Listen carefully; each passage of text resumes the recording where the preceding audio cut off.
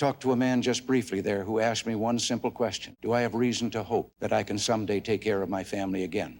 Nothing has been done. Governor Reagan, the decline of our cities has been hastened by the continual rise in crime, strained race relations, the fall in the quality of public education, the persistence of abnormal poverty in a rich nation, and a decline in the services to the public. The signs seem to point toward a deterioration that could lead to the establishment of a permanent underclass in the cities.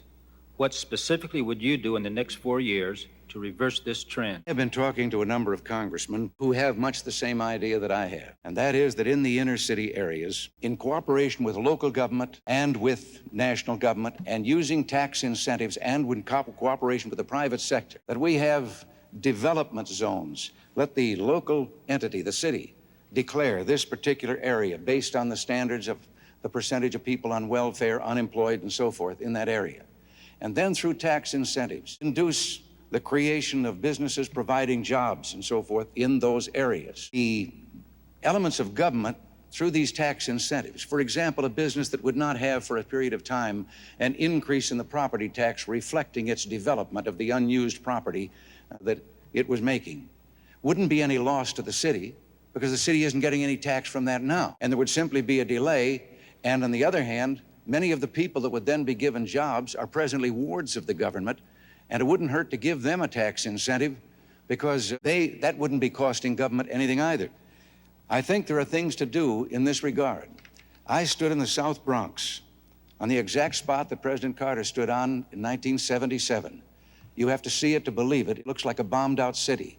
Great gaunt skeletons of buildings, windows smashed out, painted on one of them, unkept promises, on another, despair. And this was the spot at which President Carter had promised that he was going to bring in a vast program to rebuild this department.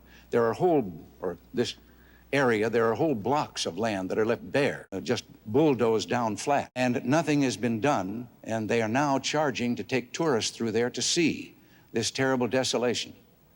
I talked to a man just briefly there who asked me one simple question. Do I have reason to hope that I can someday take care of my family again? Nothing has been done. Blacks and other non-whites are increasing in numbers in our cities. Many of them feel that they are facing a hostility from whites that prevents them from joining the economic mainstream of our society. There is racial confrontation in the schools, on jobs, and in housing as non-whites seek to reap the benefits of a free society. What do you think is the nation's future as a multiracial society? I believe in it. I am eternally optimistic, and I happen to believe that we've made great progress from the days when I was young and when this country didn't even know it had a racial problem. I know those things can grow out of despair in an inner city, when there's hopelessness at home, lack of work, and so forth. But I believe that all of us together, and I believe the presidency is what Teddy Roosevelt said it was. It's a bully pulpit.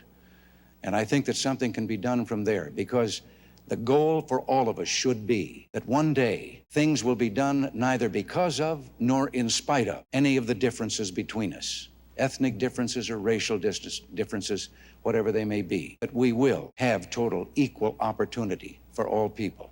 And I would do everything I could in my power to bring that about.